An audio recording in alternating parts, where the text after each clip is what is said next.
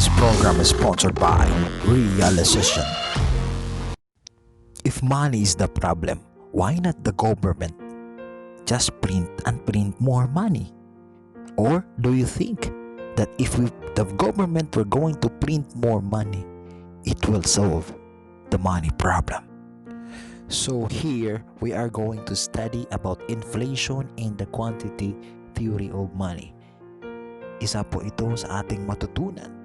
Pag magpunta po kayo sa mga trainings natin, we are actually educating OFWs para po makaprepare tayo sa ating mga investments kung saan o ano dapat ating gagawin. So sana po makapunta kayo sa ating mga trainings.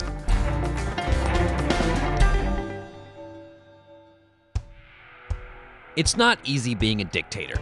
For one, there's a lot of other people around you who would love to be you, so you're constantly worrying about staying in power. Navigating the gray area between political rivals and political allies is a total headache. Plus, there's all those pesky people who you're supposed to be in charge of. How to give them as little as possible without inciting rebellion is a never-ending balancing act. Robert Mugabe, the president of Zimbabwe, was facing these problems around 2000. He needed money to bribe his enemies and reward his allies. Unfortunately, he had taxed pretty much everything there was to tax, and his policies had scared away investors. The economy wasn't doing well, and his people were unemployed and hungry. So, where to get the money? Well, one of the perks of running a country is that you get your very own money-making machine, the printing presses. So, in a pinch, you can just print more money, which is exactly what Mugabe did. The newly printed money didn't increase productivity in the Zimbabwean economy, and there was no new investment, so the economy couldn't produce more goods. In effect, you had more money chasing the same goods. More money chasing the same goods meant that the purchasing power of the Zimbabwean dollar fell. You needed more dollars to buy the same stuff as before. In other words, as the newly printed money began flooding the market, prices began to rise.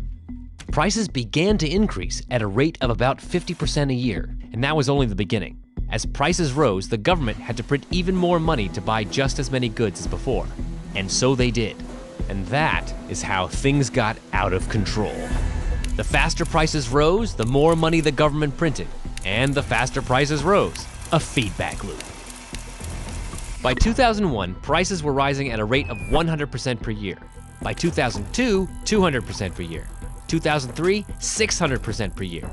By 2006, prices were rising at over 1,000% per year, and it cost 417 Zimbabwean dollars to buy toilet paper. No, not per roll, $417 per sheet. Money was devaluing so quickly that the money you had in the morning would be worth quite a bit less by the evening. So people were trying to get rid of currency as soon as they got it. Zimbabweans became millionaires, but unfortunately, $1 million Zimbabwe dollars might buy you a chicken, if you were lucky. And still the government kept printing money, and in higher and higher denominations. $1 million notes, 100 million, 10 billion, $100 billion notes. In 2008, prices started rising by thousands of percent a month, and the government started printing $100 trillion notes. At the height of this feedback loop, prices were increasing at an astronomical rate of 7.6 billion% a month, and $1 would get you, well, we're not sure how to say it, but this many Zimbabwean dollars. By the end of 2008, the Zimbabwean dollar had effectively ceased to exist, and Mugabe had no choice but to legalize transactions in foreign currencies.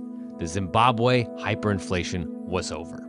Hyperinflations have occurred in other countries such as Yugoslavia in 1994, China in 1949, and Germany in 1923.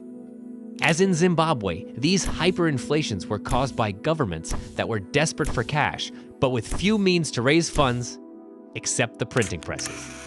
The Zimbabwe hyperinflation also illustrates a more general principle that we will be exploring and testing in greater detail in upcoming videos. And that is, inflation is caused by increases in the supply of money. So I hope you learned a little bit of that introduction of how or the effect of printing more and more money. So isa po ito sa mga trainings natin na matutunan. So kung gusto nyo pa matuto, try to come and mag-alok kayo ng time. Kasi po, ang dami po nating matutunan. introduction lang po ito. So sana po makapunta kayo and sana po magkita-kita tayo sa mga trainings natin. So see you and sana makapunta po kayo. Thank you. Thank you for watching Real Session.